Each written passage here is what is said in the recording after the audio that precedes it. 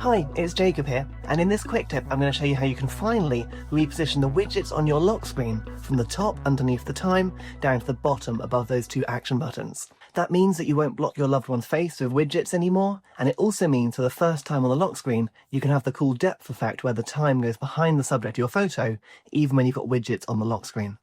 All I'm going to do is long press on the lock screen and then tap onto the customization options, and then from here I can use my finger to drag or slide those widgets from the top to the bottom of my screen. Yeah, it really is that simple. But yet it's still surprisingly hidden. You think there might be a toggle or a setting for it perhaps. But then when you've done that, you can see that the clock will go behind the photo, and of course I can use those lovely liquid glass numbers as well.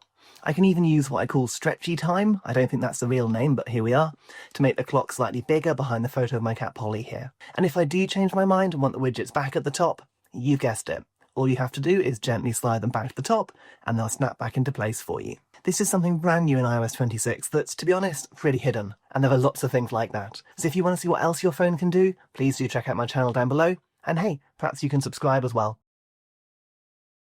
Then you won't miss any quick tips in the future. I'll see you later.